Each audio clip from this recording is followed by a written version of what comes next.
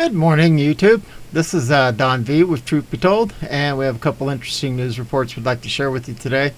Before we move to that, please remember to subscribe. It helps the channel grow, and I don't make a dime off from this, and it's completely free. Really appreciate your help, and without ado, let's move to the first one. It says, reported mastermind behind Taliban takeover released from Guantanamo Bay by Obama, and Bergdahl prisoner swap. Of course, Taliban leader who reportedly helped orchestrate the group's takeover of Afghanistan was released by former President Barack Obama in exchange for former U.S. Army Sergeant Bowe Bergdahl in 2014. Khairullah Khairkhwa was previously served as the Taliban's interior minister in Afghanistan, was arrested after the terrorist attacks on 9/11, and was held at Guantanamo Bay from 2002 to 14. Pentagon officials accused Khairkhwa of being a close associate of Usama bin Laden and deemed him too dangerous to be released. But in 2014 he was released from Guantanamo following a prisoner swap deal under the Obama administration. The U.S. released 5 Taliban leaders, also known as the Taliban 5, that year in exchange for the Taliban releasing Bergdahl, who was captured after he deserted his post in Afghanistan. The Taliban 5 were then flown to Qatar and are the only Guantanamo Bay forever prisoners to be released without the parole board's approval, the New York Post reported. Late Arizona Senator John McCain criticized the move at the time and said the 5 are the hardest of the hardcore. These are the highest high-risk people. If it is unclear that Flashbang supporters supported Obama's release of the leaders. Obama praised Bergdahl's release in 2014 and added, "We're committed to winding down the war in Afghanistan and closing Gitmo." Bergdahl, however, later pled guilty to desertion and misbehavior before the enemy in 2017 and has been slammed by former Prez 45 as a dirty, rotten traitor. The New York Post reported that some of the Taliban leaders pledged to fight American forces after their releases from Guantanamo Bay, but the Western diplomats eventually recognized them as official Taliban spokesmen during recent peace talks, and Khairkhwa even allegedly sat across from Biden's envoy to Afghanistan, Zalmay Khalilzad, during negotiating talks in Moscow in March. "I started jihad to remove foreign forces from my country and establish an Islamic government, and jihad will continue until we reach that goal through a political agreement," Khairkhwa reportedly said at the summit. Now, Khairkhwa is being described by the Post as the mastermind of the regime change, and Taliban fighters said they were planning to bring their leaders from Qatar to Afghanistan after securing Kabul, with one of the fighters even claiming he also spent 8 years in Guantanamo Bay, the newspaper said. Flashbang has already reversed a Trump-era policy to release Guantanamo Bay prisoners in a bid to close the prison, releasing his first prisoner, accused terrorist Abdul Latif Nassar, last month. Obama has not yet issued a statement on the collapse of Afghanistan, and commenting on his Instagram page was temporarily halted Monday morning after it was flooded with calls for him to do something about the takeover. The office of Barack and Michelle Obama did not immediately return Fox News' request for comment on Khairkhwa's release and reports stating the former prisoner helped orchestrate the takeover. Biden, meanwhile, addressed the nation on Monday and said he stands squarely behind his decision to withdraw U.S. troops from Afghanistan. "American troops cannot and should not be fighting in a war and dying in a war that Afghan forces are not willing to fight themselves," Flashbang said, adding, "Truth is, this did unfold more quickly than we had anticipated." Probably the only truthful statement that piece of work has ever said. Oh my word. Moving on. Flashbang on American evacuees. F them if they die. We'll blame Trump.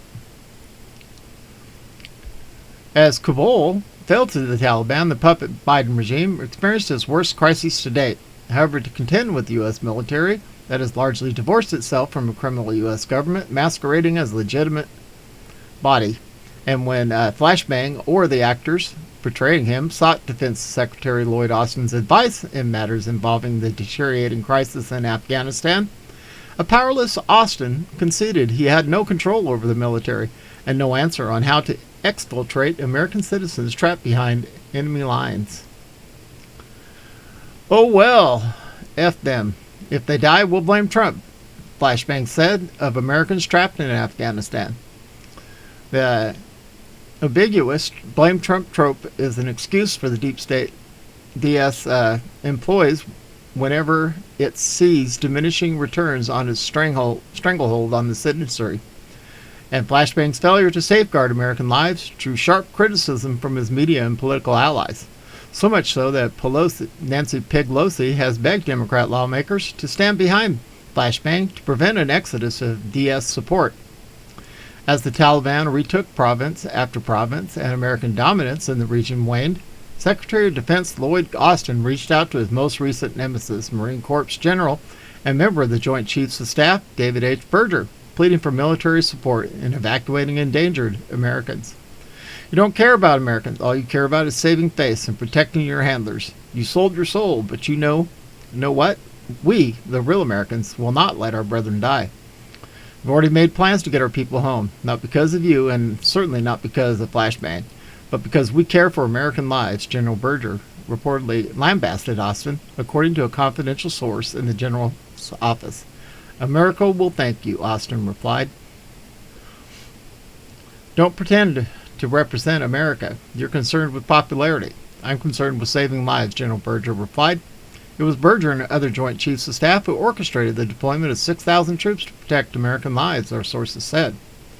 But Team Flashbang, upon learning of the military's plan, quickly took credit, pretending as if he and his criminal cadre had mustered military support. He really didn't give two things about American lives until he realized his approval rating would drop as quickly as Harris's is. We know that he was ready to throw in the towel and let any dead Americans be counted as collateral damage. We have 45 in the military to thank for saving American lives. Not Flashbang, not his people, our sources said.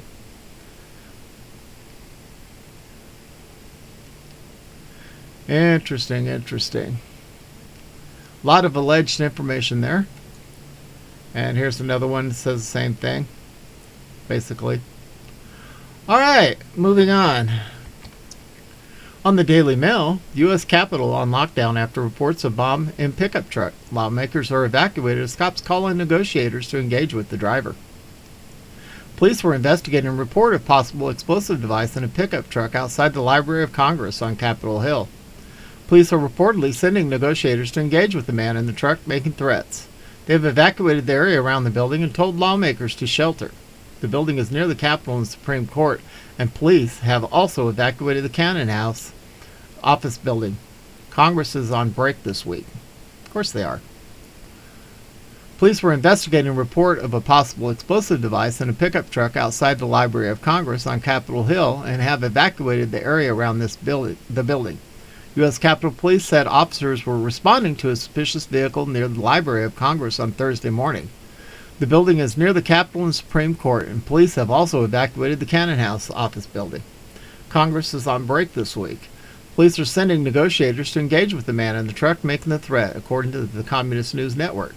There they are right here.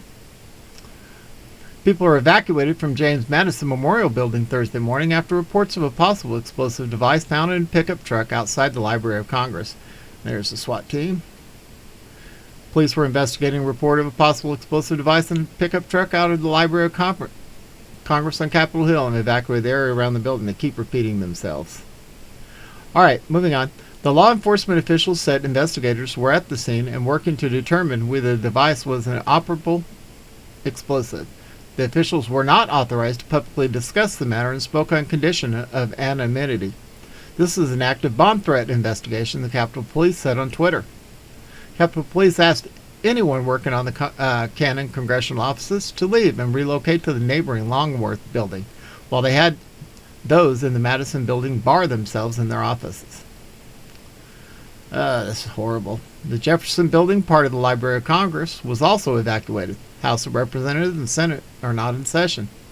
The USCP is responding to a suspicious vehicle near the Library of Congress. The Capitol Police wrote on Twitter, "Please stay away from this area."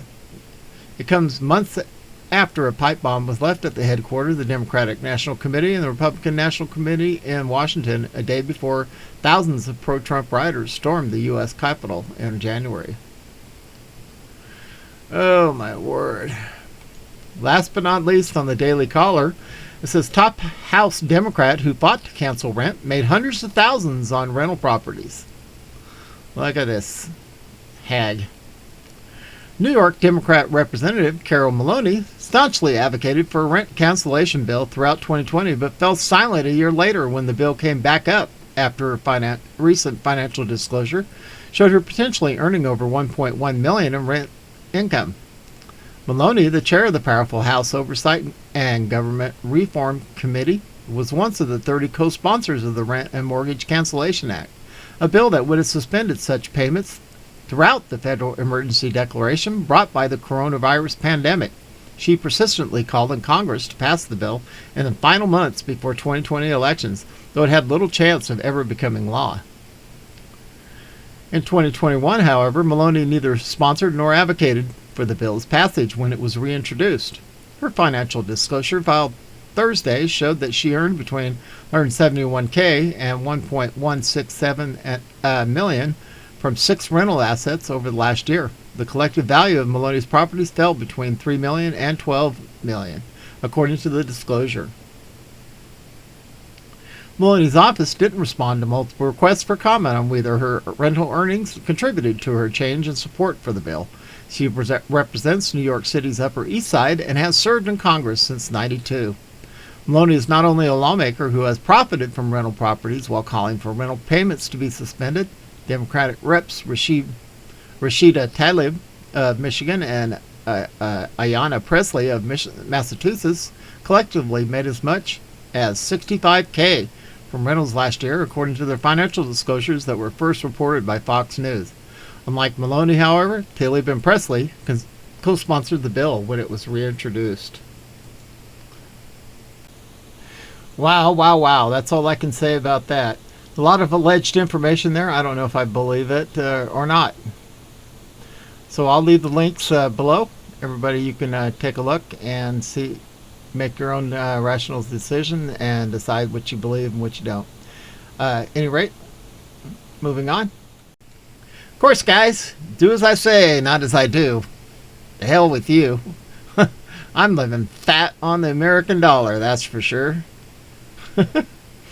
All right, well, that's all we got to report on today. This is Don V with Truth Be Told, and I hope everybody enjoyed this, and we are out of here.